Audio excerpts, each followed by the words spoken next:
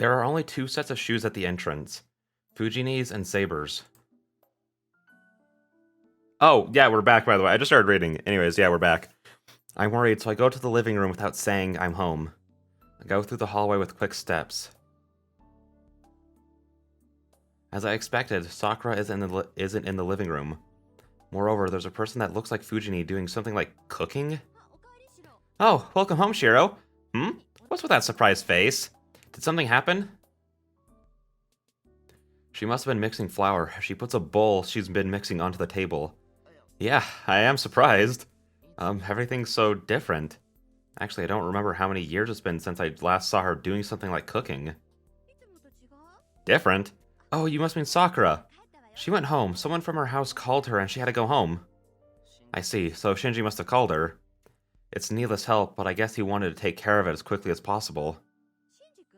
Shinji? Oh well. After tilting her head in question, Fujini goes back to the kitchen.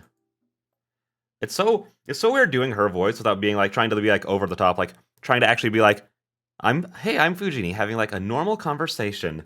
Feels so wrong in so many ways. I'm a bit curious.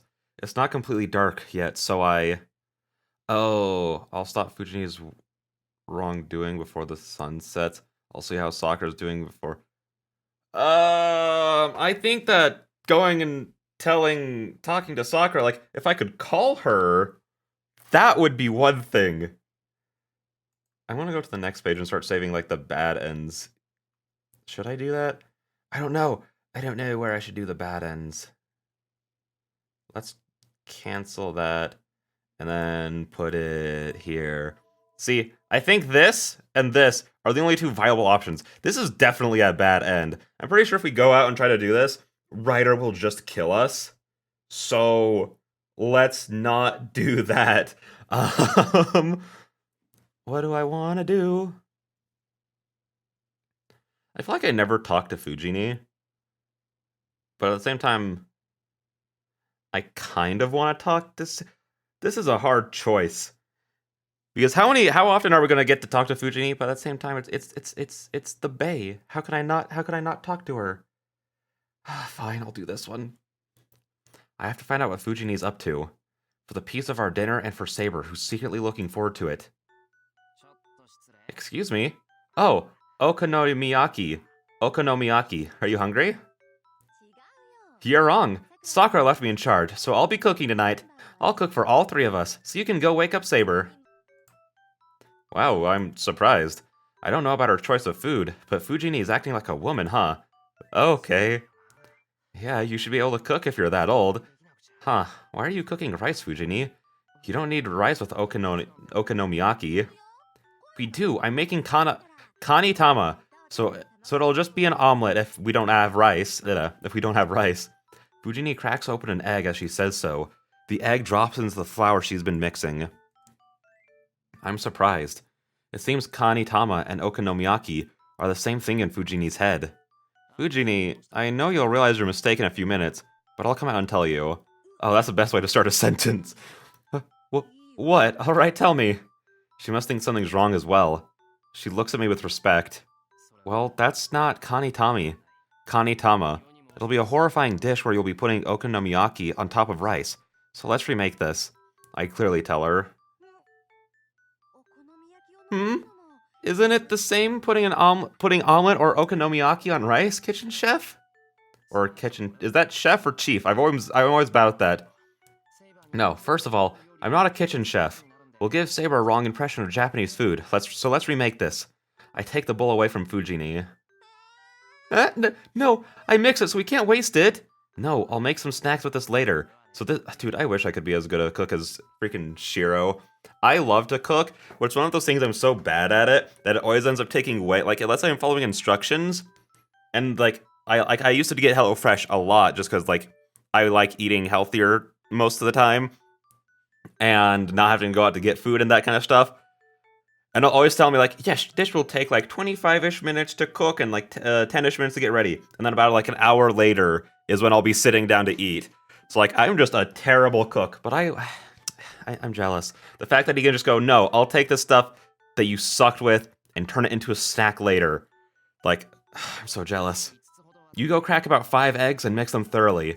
Oh, the crab and the bamboo shoots are ready. Then I'll make the sauce. I'll let you cook it. I'll let you cook it. It's alright. If I preheat the pan, even you can do it. Well, now that it's decided, I'll need potato starch, ginger, vinegar, soy sauce, sugar.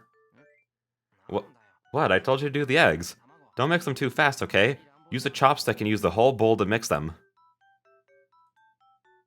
Where did he even learn how to cook? I mean, it happened when he was, like, living with, Kiritsugu, because didn't he say that he did, like, most of the cooking? I don't know if she's listening or not, as she's just looking at me like she wants to say something. Then, you know, this might sound weird, but Fujini is, like, I think looks probably the best in this art style out of all the characters. I think it probably goes, like, Fujini, Rin, Saber, and Sakura are pretty close to each other. Oh, but Berserker also looks so good. Then it's like Berserker, and then it's like, I think he struggles with like all the guys, like he doesn't struggle with them. They just don't look as good in this, I think. You have dignity in the kitchen. Saying so, she opens the refrigerator. Well, I'm glad to hear that, but is it a good thing that it's only in the kitchen?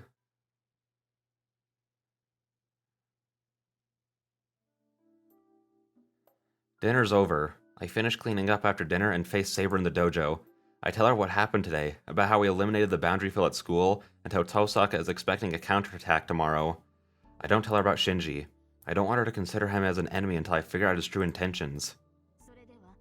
Then we'll not be going out tonight? No. It might be vexing for you, but sit tight for tonight. I don't intend to fight needless battles, and also, we're not in a condition to be fighting freely. I'm inexperienced as a master, and Saber has limits to how many times she can fight since I'm not giving her any magical energy. We can't be leisurely looking for masters in our situation. I understand. You certainly do have a point. It is not proactive, but we do need the utmost care for victory. But if you have a will to fight, we cannot spend time leisurely. If we are to stay here tonight, we should use this time to train. Saber stares at me. She doesn't even need to tell me. I brought Saber to this dojo with that in mind. I know. Do you remember what happened last night? We trained a bit since you told me I was slacking off for coming home late last night. Well, it was more like you were beating me up. That is because Taiga told me that I had to go hard on you, or you would not listen to me. It is not because I was angry yesterday. Saber says so in a panic. No, it's fine. That was a good lesson for me. No matter what I do, I can't beat someone I can't beat. I couldn't realize such a simple thing until I fought you. With that in mind, I think it's important to train with you. I don't know how effective it'll be, but I should be able to survive longer in battle if you train me hard. Then, Shiro. Yeah, can you train me whenever we have the time? For today, that'll be until we go to bed. I take the shinai on the wall. It's still 8 o'clock. There's still 4 more... Wait. Shiro goes to bed every night at like 12 and wakes up at like 6? Dude, I struggle to go to bed at 12 and then wake up at like 8 or 9. What the frick? Gosh darn it, Shiro. I was about to say I want to be you, but there are a lot of sucky parts about being you, so I don't know if I really want to be. There's still 4 hours until bedtime, so I'll train my heart out.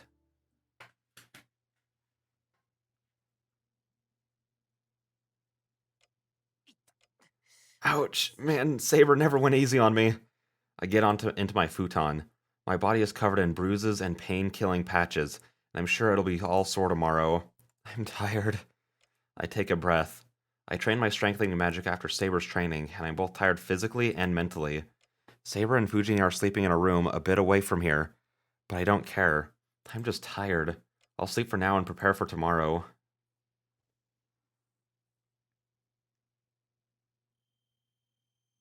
Come here, come here, come here. Come here, come here, come here, come here. Am I dreaming? My mind's dozing. I actually have no idea what's happening right now. My body's asleep and I can't move a finger. Then this has to be a dream. It's a dark night. My ears are ringing. My feet are asleep, but I'm walking down the hill. Come here, come here. Come here, come here, come here. It's cold. The wind is blowing on me, and since I'm in my pajamas, my body is freezing. This coldness is unlike Fuyuki City. The chill would be cool enough to wake me up if this were a dream. Come here, come here, come here, come here, come here. Come here, come here, come here, come here, come here.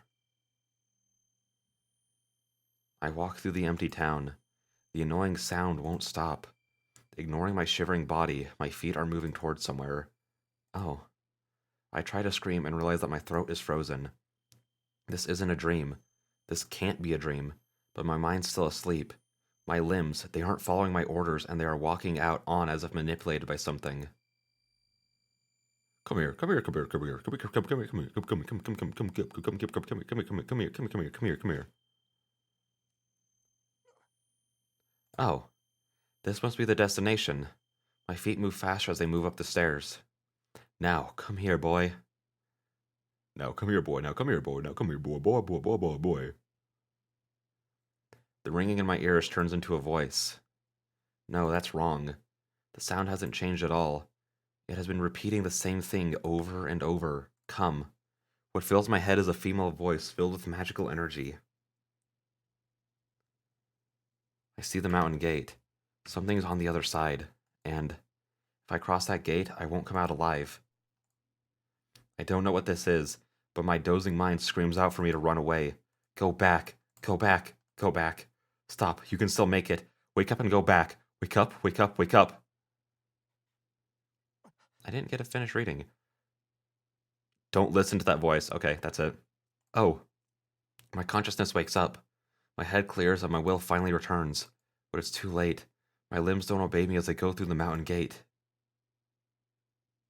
The only certain thing in is my mind. My body does not listen to my will and walks into the Ryodo temple following the voice. The temple is covered in darkness. In the center stands something with an inhuman magical energy. The figure wavers like a mirage. The shadow reminding me of death strips off the darkness and turns out just to be a really hot witch. Oh my gosh. The figure becomes a witch. Like, I don't know if I talked about this in the last one, but like, I think she looks way better with like the hood over her eyes. I don't know what it is about like the top half of her face, where I'm like, for some reason, it just doesn't look as good to me. The figure becomes a witch like one would see in a fairy tale. Stop right there, boy. I will kill you if you come any closer. A sneering laugh. It seems my body is under her control. My feet that never stopped freeze at the command. My consciousness wavers. My limbs still do not move, and an unknown enemy is standing before me. Yes, she's an enemy. I can be sure of that. She's a servant, a heroic spirit that excels the most in magic out of the 7 servants. Servant Castor? I move my throat with all my effort and glare at my enemy. Yes, that's right, boy. Welcome to my temple. I welcome you, Saber's master. Her cool voice is mocking me. I put power into my legs, but my body will not move. Damn, what the hell am I doing? I've been lured here, and on top of that, I can't move a muscle. I concentrate on my limbs with all my power. I don't know what kind of trick it is, but it has to be her magic that's restraining me. Then if I can extract her magical energy out of my body... You think you can free yourself? How cute of you. You're going to kill my spell with such a method? How naive. What? I concentrate all my will to search throughout my body. Castor's magical energy. The enemy's magical energy that's inside me, restraining my body. I look inside my body while keeping my eyes open. It's all right. It's nothing difficult if I'm calm. I identify the flow of magical energy every night. I just have to do what I've been doing and identify Castor's poison inside of me. Even if I can't get it out of my body, I can concentrate into one of my limbs so that I can move the other 3. That's really cool. Also, I should say, when I was like confused about what was happening earlier, I'd have thought that it was this, but I could have sworn in the anime, he was like out at the shed, you know, doing like his like training, like, you know, enhancing things and whatnot, and then he fell asleep there. And then since Saber wasn't able to be like, didn't know he was going to be out there that night, she wasn't close enough to protect him if something were to happen. But at the same time, I don't remember in the anime, Fujini wasn't staying at the Emiya residence, I think. Now I'm just sitting here thinking about, like, how did it all go in the anime? I'm pretty sure that's, like, What happened was like Saber was like in the room right next to Shiro, but then Shiro went out to the shed, fell asleep there, and that's what made it so easy for Castor to whisk him away into the night. I might be misremembering, but I think that's what happened. So this is just a little different, and I wasn't sure if this is like something a little extra or if it's just like a slightly different version of like the same scene. That's why I said I don't really know what's happening right now, because I just wasn't sure. Huh? How can this be? Castor's magical energy is not mixed within me. The only poison-like elements is this one small point on my chest, but all my body is acting abnormally. It's not that there's something wrong with the blood flowing in me. If there's something abnormal, it's not with my blood, but the blood vessels themselves. It's like having my heart locked up. The red spot on my chest has to be Castor's magical energy. One cursed word is taking away my body's authority. No way. It means I was cursed when I was sleeping. Even if I was asleep, it should have been impossible for me to be seized by a magic cast from so far away. Magi have magic resistance. It is the one power to repel magic such as hypnotism, binding, and coercion. As long as one is a magus, one cannot be easily controlled by others. It's a fundamental law. Magi have magic circuits. The circuit in one's body does not only make magical energy, but can also repel external magical energy. Therefore, it is difficult to interfere with someone with a magical circuit, and it is difficult even to control a magus several ranks lower than you. As the magic circuit repels external magical energy, magic is destroyed before it can be completed. For that reason, indirect intervention magic, such as hypnotism and binding, has a low success rate. Even if the target is not a magus, the magic can be repelled unconsciously if the target has a magic circuit. From that point of view, an intervention of just attacking with pure magical energy like Tosaka does, making a weapon in this world and attacking an opponent as a result, is a simple method. Physical impacts work on everyone. It does not matter if the target has a magic circuit or not, as people will bleed if they are cut with a knife. That's why the situation is strange. I'm sure I could be affected if I had a magic cast on me from close range. If I had met Castor before and she had cast coercion on me, it's probable that I could be controlled even at a distance. But I have not met Castor before, nor have I had a curse cast on me. So this is our first meeting. Without moving from here, Castor's cast a spell to the faraway Emiya house and control my body. Isn't that also just like super scary, because that means that she could like, not only does she have the power to cast spells this powerful from like far range, but it also means that she's like fully aware of where where Shiro was when she cast it and was able to like pinpoint exactly on him from the Ryudo temple. Like, freaking OP. The word witch pops in my head. If she can control Magus' body from a distance of a few kilometers, does it not mean that Castor can control everyone in the town from here? That's actually what I was just thinking. I don't remember the explanation for this. I feel like there is some explanation as to why she doesn't just, like, easily take over every single person ever. But I don't remember what it was, so... My spirit was weakened. As the magic is complete, there's no way I can dispel it. I can't do anything unless Castor releases me, or I get some outside help. Do you get it now? It is my magic that is binding you, and not my magical energy. A completed magic cannot be washed away by water like magical energy. It is just like a solid and a liquid. The solid does not crumble even if the water is poured on it, right? The shadow steps closer to me. The bluish-purple robe melting into the night is smiling. But there are exceptions. For example, yes, the magic you people make is like mud buildings to me. I can wash it away with a violent water current, even if I may be a solid. Do you understand? The difference between us is that great. I see. That's why you brought me here, huh? Yes, all the masters are weak, but you are the weakest by far. Your magic resistance is on the same level as that of the ordinary people in this town. It is only natural that I would want to talk to such a master, you know? She smiles. She shows superiority as if I'm her prey. A chill runs through me. Don't lie about wanting to talk to me. She's ready to kill me at any moment. See, you're misunderstanding again. Don't worry, I can't suck up all your magical energy if I kill you. Everyone in this town is mine. I have to let them live and have them give me every bit of their magical energy. Her laugh echoes in my ears. What? A missing piece fits into my head. Did she just say she'll suck up all the magical energy from the people in this town? Castor, you involved innocent people in this? Oh, you didn't know? I thought you already knew since you cooperated with that little girl. I see. You didn't know, huh? Castor smiles even more. It seems like she's pondering how to kill her prey. In that case, I shall tell you. I, Servant Castor, have the privilege to make a territory. A Magus has a workshop, right? It's just like that. I constructed a temple in this place to protect myself. Fortunately, this land is an unfavorable land for servants. It's excellent as my territory, and most of all, it's easy to collect magical energy from here. I couldn't hold back at first since you people only had small amounts of magical energy, but I can collect it pretty well now. You see it, right? The preserved magical energy, pieces of people in this land collected from hundreds of people. And the incidents occurring in town are... Yes, I told you this is my temple, right? Then is it not the people's duty to offer me sacrifices? The strange coma incidents happening in town. I thought there weren't that many victims, but she just said hundreds of people. When I strained my eyes, it looks like the swirl of magical energy in this place is made of more than 1,000 souls. Oh, that's a fun image. Castor! I concentrate all my will into my limbs, but there's no change, and Castor's standing there as if to make fun of me. Well, let us finish our conversation. It must be boring for you to stay like that as well, she whispers into my ear. At the same time, the enemy I couldn't see fills my vision. Saber's master, I shall take the command spell from you. Saber is too valuable to have disappear. I shall have her defeat that annoying berserker. Castor raises her arm. Her fingers are going for my arm. Take my command spell? Is that possible? I think Tosaka said that one needs to pull out the nerves along with the command spells. That's right.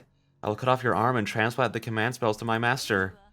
But the command spell is one with the owner's magic circuits. So taking up the command spell means I will be taking out your nerves as well.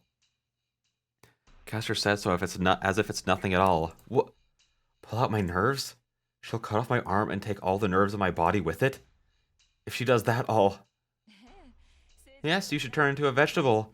But you can be assured that I won't take your life. I desperately put power into my limbs, but they don't even twitch. My limbs won't move, and I'm like a prisoner about to be executed. A bewitching smile. The glowing fingers reach out for my left hand like a crawling spider. And I think that's a good place to end this episode. That was actually perfect. I was like sitting here like waiting for like, when is this scene gonna end? When is this scene gonna end? Like not wanting me to rush it, but like more just like, because I thought that there was gonna be like some decision because I heard that there's a bad end specifically here. So I was trying to like wait, like I'm gonna end it when that decision comes up so we can wait for the next one. But I guess there isn't. So I guess I was wrong about there being like a bad end there. But I mean, hey, that's okay. But yeah, with that being said, which one? I'll save over this one. So yeah, with that being said, I'll see you guys in the next one. Bye-bye.